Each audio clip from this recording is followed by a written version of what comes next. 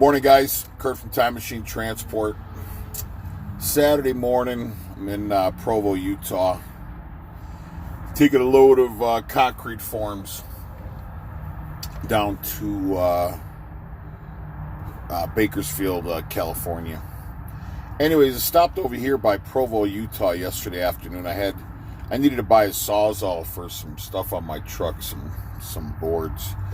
Anyways, I'm at the Home Depot. And I went in there I went there yesterday, and I was wondering, because I was like, man, the parking lot was cram-packed, man. I mean, I was like, holy cow, there's a lot of people in there. So I went to walk in the exit on the contractor side, and there was a gal standing there with her mask on, Home Depot apron, putting her hand up. Sir, where are you going? The entrance is down there, sir. Sir, stand back. Whoa, lady, relax. My God. Anyways, so I walked over to the other side of the store to enter. Man, I'm not even kidding you, man. There was about 100, between 60 and 80 people easily standing outside. There was an S. Well, an S is like that, right? So it was a couple of S's. And then a straight line all the way into the parking lot. People were standing out there, man, like fucking monkeys. Monkeys. God, it's so disgusting. Stand in line, monkey. Wear a mask, monkey. It's just crazy, man. Crazy.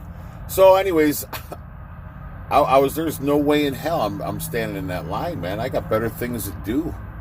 So they opened at 6 a.m. this morning, so I was at the front door like 10 after 6. And they got these little counters.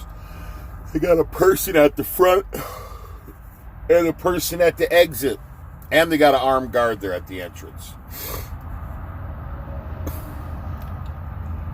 Crazy, man. Absolutely crazy.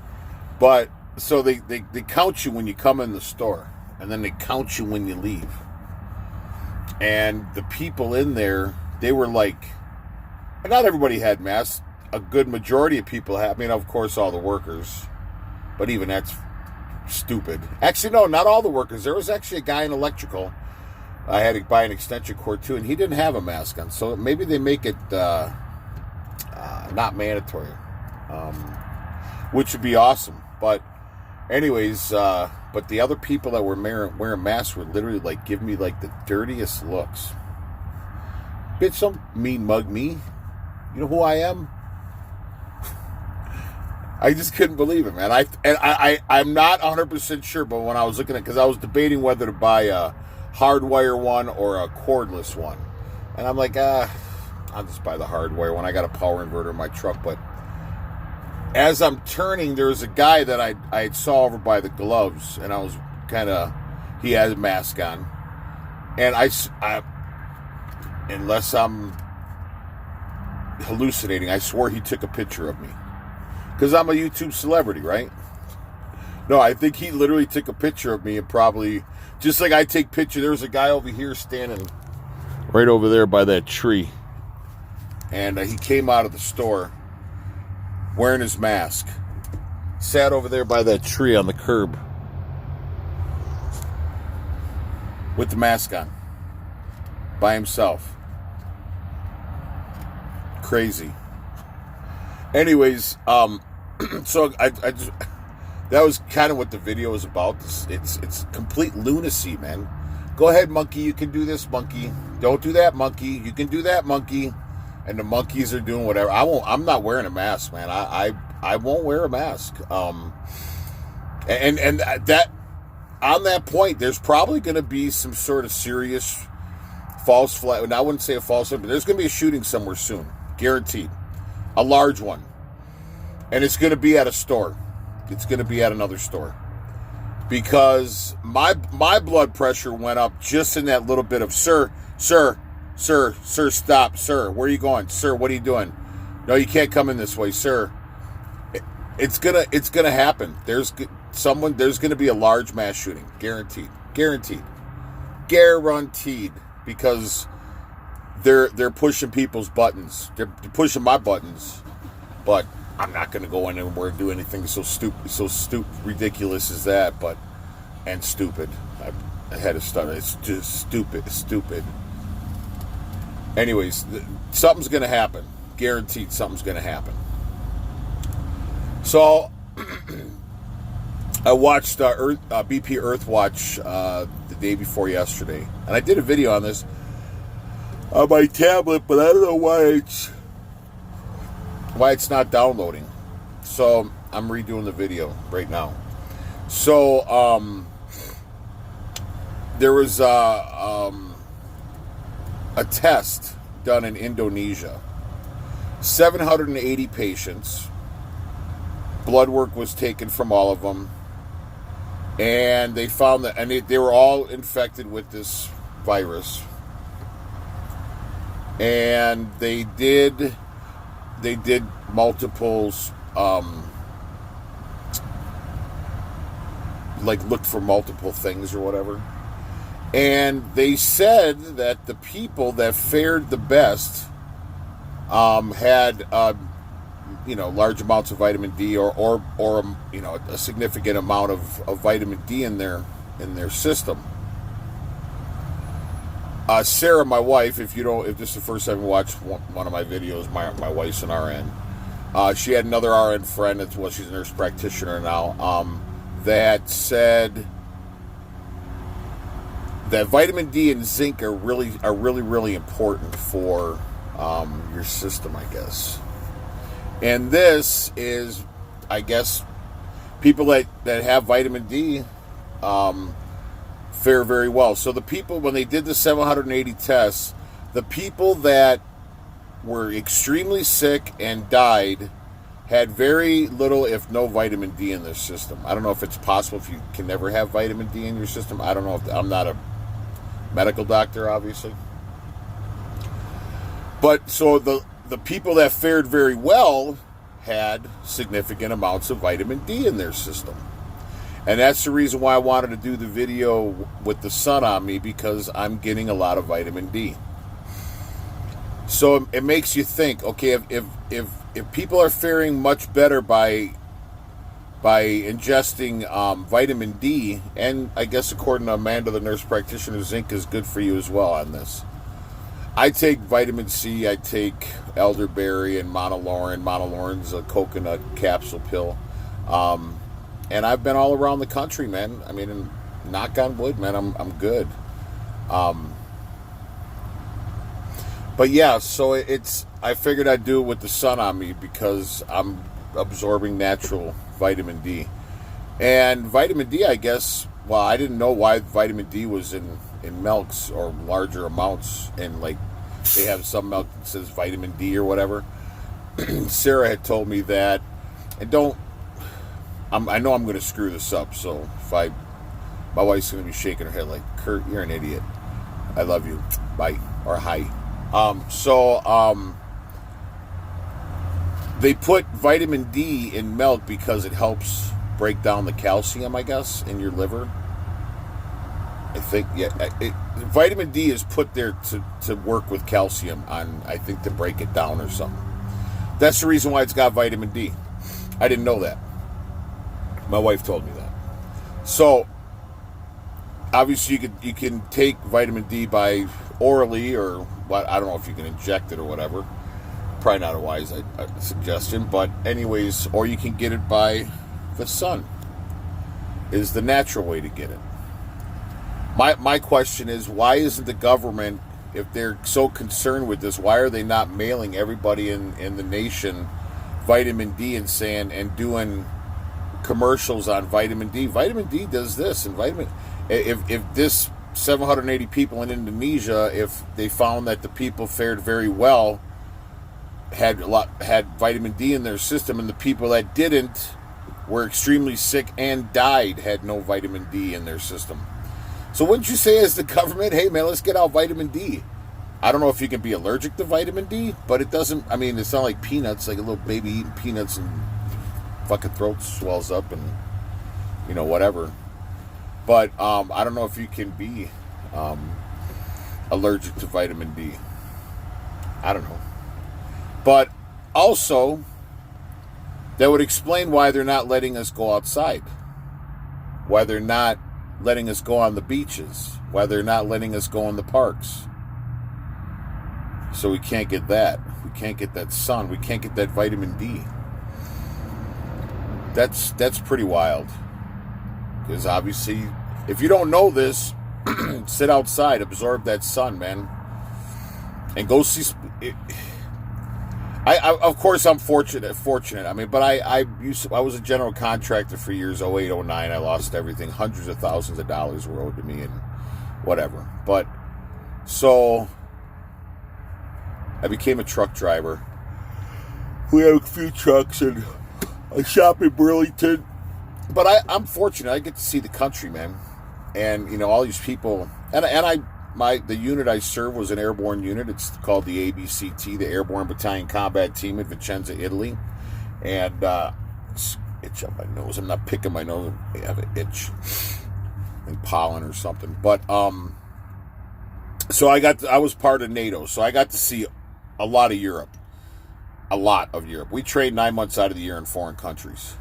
With other airborne units and so on and so on. So we were the only airborne unit in only American airborne unit in all of Europe. So we were the elite. We were an elite unit. It was awesome. Anyways, I was stationed in Italy. I got to go to Switzerland, France, Belgium, Austria, Germany, Yugoslavia, Iraq, Turkey, England, Spain. We were all over the place. So I was very fortunate. So I got to see a lot of Europe. And I've seen just about all of the United States. I think minus 2 states. Maine and New Hampshire. So the country's beautiful. And I love our country. I'm a true patriot. I love our country. I do not trust or like our government. But if you don't like this country, I mean, I never understood why America's not self-sustaining. We could be, and I understand you have to have diplomatic relations with other countries. You have to have trade agreements, stuff like that. I mean, you don't have to. We wouldn't have to, but that's why we're so nice to all these other countries and giving out all these hundreds of millions of dollars. And people always wonder, why does the government give away so much of our money? Because they pad the politicians' pockets. How else could the politicians? Well, that's what happened with Ukraine. I mean, there was like $1.7 billion missing. Look it up, man. That with the whole Biden scandal, it wasn't just that, you know. I mean, the Biden.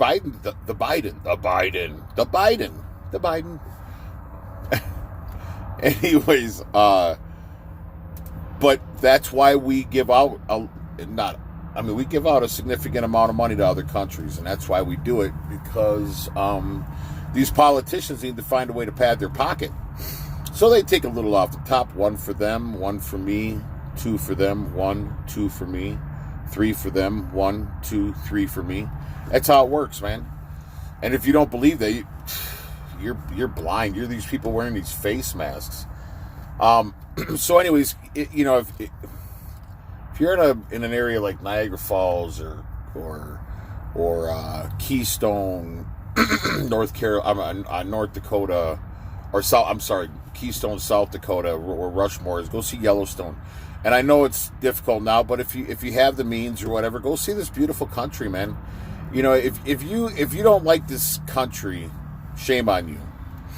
I feel very sad for you if you don't like this country or you don't love this country. You don't have to love the government. You don't have to agree with the government. You don't even have to like the government. But you have to love your country, man.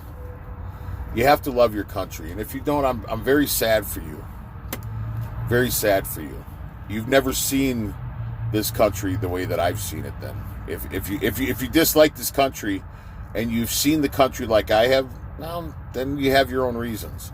But if say you've only been to 2 or 3 states in your life, and you're like, I can't stand this country. It's not the country, it's the government. The country's beautiful, man. So anyways, I don't know why we're not self-sustaining.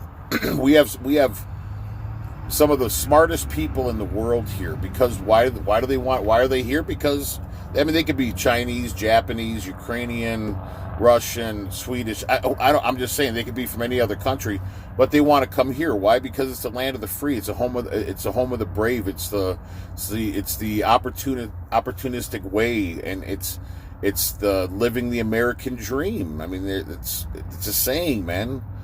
That's how you can live the American dream. They don't say that's how you can live the Russian dream. Unless you're fucking Russian, I guess. But still, it doesn't... Whatever, man. I just don't understand why we're not self-sustaining. Why we can't just... Because we have all the natural resources. We have the oceans. We have oil. We have uranium. We have farming. We have animals. We have... I don't understand how we're not self-sustaining. We have some of the smartest people in the world here for technology. How can we not be self-sustaining? I don't get it. I don't get it. So, anyways, I slept extremely well last night. I know I'm just babbling now. I'm gonna go down to Nevada here and see Jill and Tom. And anyways, but yeah. So and then they said the governor of Illinois. I don't know their name. It's a man. It's a guy. He said they will not be going to church for well over a year. They will not be going to church well over a year. And people keep asking why the attack on Christianities or Christians and Christianity. I don't think it's not. I think it is definitely an attack on Christians. But I also think it's just a way not to have us congregate, not to have us organize. And along that line, I'm only giving... my number is 414-477-7845 if you want to get together. I'm trying to organize some people around the country. And I got a call yesterday. And if you're watching this video, sir, I don't mean to offend you, but... and I've gotten probably 13 calls so far, which is pretty decent. My number's only been out there for a little bit. But the guy... Okay, so just so you guys know, I'm not a crazy person. I don't believe that we could overthrow the government. I don't believe that we could, even minutely put a dent in what they have. I'm not crazy. I'm not organizing these people to start a militia. I'm not doing that. I'm not doing that at all. I'm organizing people. So say, for instance, you live in Texas and there's other couples in Texas that you can connect with. Or if you're in Texas and there's other couples in Arkansas, Oklahoma, or New Mexico, you guys can, if things go bad in your area, you can go up to Arkansas or Oklahoma or New Mexico, or vice versa. That's why I'm trying to organize more people. I'm not doing it to overthrow the government. I mean, dude, I'm not. That's not me, man. I'm not stupid. I'm not a crazy person. I'm not. If you think that you can form a militia and you can stand up to the military, no. You're sadly mistaken, unfortunately. I mean, I applaud you because that's what I'm trying to do. We're trying to, start a group or whatever the case is. And if you want to be a militia, hey, man, hats off to you, man. I mean, Godspeed. But you're on the radar already, unfortunately. If you're in a militia, you're on the radar already. You realize that, right? If you're a publicly known militia, you are already... And even if you're not publicly known, come on, man, people talk. You're on the radar. You are on the radar if you're a militia. And I understand there's and I've said it always, there's safety in numbers and you have to have security. Unfortunately, as a militia, you're on the radar. The first people that they're going to go for is the militias. It's plain and simple, unfortunately. They are our backbone, though. They truly are the backbone of the resistance. However, I don't want to be that guy. I won't say anything. But it just probably won't fare well for those guys and gals, unfortunately. So like I said, I'm not a crazy person. I'm not, it'd be like, trying to stop a car like driving at you. That would be like trying to stop a car with a slingshot. Is trying to go up against the military, essentially. You would put just a little dent in the hood, essentially. But I'm not crazy. I'm not that person. I'm not like I said. It's just to organize people. I'm not Yeah, I carry weapons. I have a bug out bag. I do this. I do that because it's the right thing to do, and I can choose my own way to die at the end of the day. Not crazy. That's just, bizarre. But anyways, don't wear a mask. Please don't. Start standing up and start telling these people, no, we're not going to do this. Sit out in the sun. Get yourself a lot of vitamin D. And it's also motivating. I mean, who doesn't love, a nice sunny day? Warm, if you say it. I remember I had a 6th grade teacher, Mr. Pauk, that said warm and warsh. Mr. Pauk's probably dead right now. A long time ago. But anyways, I hope this video finds you guys well. I'm going to eat my oatmeal. My oatmeal's getting cold on a dash, and then I'm going to get out of Utah. It's really pretty if you're ever on I15 and you're in Utah, you're going to go through St. George, and there's a little pass of Arizona. And then, I want to say it might be where the Four Corners is. I think the Four Corners is Utah, Colorado, Arizona, and Nevada. I think that's the Four Corners. Anyways, if you're ever on I-15, and if you're from around here, you know this, but if you're ever on I-15, you want to see something completely, very, very beautiful. I can't wait to take my wife through this pass. I-15 South, you're going to go through St. George, and it's a small little stretch. It's a mountain pass, very beautiful. Mountains, both sides. Very pretty. And then you go into a small part of Arizona and then into Nevada. So I'm going to go see, go make some new friends today, hopefully. And Merle and Deb, I hope you guys are well. We're just, like I said, we're just trying to get a group organized. Anyways, I'm failing to remember what else. Oh, I'm sorry. So the Illinois, the mayor of Illinois said that, and then you had the governor of Texas, Abbott. He signed a state of execution to release that hairdresser, and I heard this a couple days ago. I know it's old news, but anyways, what's cool about it is he did the state of execution. He did it effective before, like the day she got. The judge gave her a cease and desist order. So the governor, even though everybody thought he was a sellout, everybody was like, oh, Abbott's not going to close Texas. And then when he did, everybody's like, oh, he's a sellout, man. How could he do that? So he kind of, he's still a sellout. He shouldn't have closed Texas, but he redeemed himself. He did the state of execution and got her out of jail, and then also did it to where nobody else. He signed an executive order saying that no other small business owners could be arrested and thrown in jail for opening up their business. I think that's pretty awesome. Right on to Abbott. And then you got they said in a little over 24 hours for a GoFundMe page, she raised over $500,000 in 24 hours. That's pretty insane. But it just shows you the support that goes behind those types of people. That's what I'm saying. There is hope for us. So not everybody is going to be wearing a mask. You know what? Be that person that walks into the store and you're looked at like you're the foreigner. I love that. And we're not the ones that are the foreigners. They're the ones that are the foreigners, the ones that are wearing the masks. So you know what? Be like the hairdresser in Texas. The salon owner in Texas. Be like her. Resist. Don't bow down to these people, man. Do not bow down to these people. Take your vitamin D. Do not bow down. There needs to be more people like her, more people like you, more people like me, more people like my wife.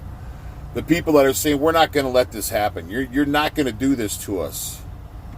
You're not going to do this to us. And like I said, the slingshot at a car that's coming at you, you're going to make a small dent, but at least you're going to make them go to the body shop and fix that dent at the end of the day. Like I said, I would rather do that. There's a saying, I would rather stand and die on my own 2 feet I'm I know I'm going to screw this up.